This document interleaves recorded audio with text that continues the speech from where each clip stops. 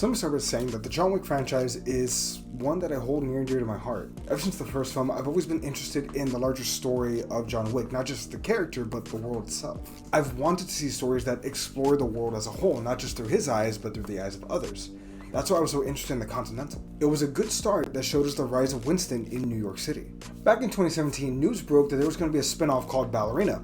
I was skeptical that that film would ever be made. I thought it was a good idea, but I never thought that they would be willing to invest the time and the money into it. But lo and behold, all these years later, they finally produced the film, and it's pretty good.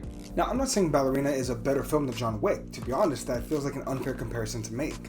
There's a number of similarities between the films, the first John Wick in particular, but this movie has the freedom to be its own thing. It's not constrained by the rules of previous films. See, the longer a film series goes, you're kind of constricting yourself as to what you can do, right? You can't go back. But Ballerina, it has the sandbox to play in, but none of the restrictions. Ballerina is free to have its own story and its own protagonist and her own mythology, if you will, that we're going to start to grow from this point forward. This film has its own protagonist, and I can't help but cheer for her. Simply put, Ana de Armas is worthy. There are story beats I'm happy to see here that we could never really see in John Wick. We're able to see the tragedy that sends Eve down this path. We see what happens when she's a kid and her training. She's not a perfect killing machine. She's rough around the edges. Now, when I watched Anna's first fight scene, it was sloppy and all over the place. And on some level, I loved it. It made sense. It's her first assignment. Of course it would be messy. Of course she would hesitate at times. She was not prepared for this overwhelming force. She had to improvise a lot, which is, if we're being honest, kind of refreshing. In this world, our protagonist is not typically on the back foot. John Wick is the one that's feared. That's why they sent scores of men after him. However, on another level, I was a tiny bit worried that the rest of the fight scenes would feel this messy, this sloppy. That said, I was completely wrong on that one. The very next scene is 2 months later, and Eve has massacred half a club while completing a contract. It's at this moment that she ends up finding a scar similar to the people that caused the tragedy that caused her to be an orphan. So with the scar comes the story, and we're off to the races. We're now going down the path of her revenge, to avenge her family members, which I don't want to give the whole film away, but just understand it is that kind of revenge story. Now, while the story is nowhere near as dense as the John Wick quadrilogy, it is enough to get us from point A to point B, especially from great action sequence to great action sequence. It's also crazy to me that we're 5 films in and one really good TV show, and yet still somehow they managed to find really creative and innovative ways for these fight scenes. Again, I don't want to give complete spoilers, but I will say this. A flamethrower and those skates. Innovative weapons, really fun stuff. I was saying that the grenade war was a lot of fun, and spoiler alert here, there is an entire village of a cult blindly following a man, and it fits. It serves to give us plenty of victims for Eve to tear through in more and more creative ways and elaborate set pieces. There are some minor contrivances with a family member, but I will say this, the movie definitely gets a lot more right than wrong.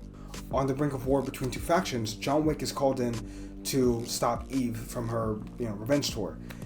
However, he keeps trying to give her a chance to walk away, to turn around. She doesn't have to continue down this path. She fights him, and he wins. She keeps fighting.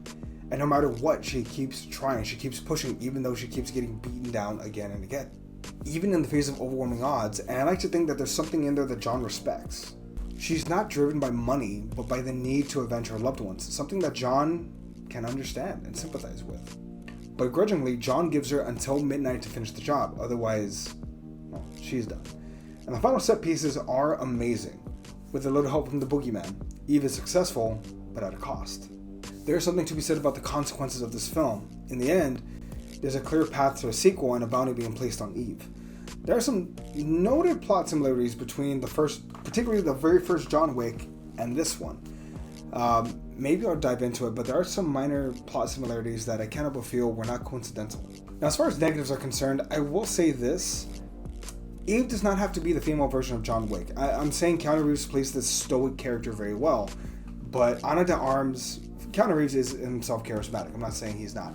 However, what I'm trying to say is that Ana de Armas played a really good she played a really good assassin spy in No Time to Die from James Bond. And I think, maybe it's just me, we kind of thought that she would be very similar to that character. She is not. It's not necessarily a bad thing, but I hope in future installments, Eve can have a little more character to her.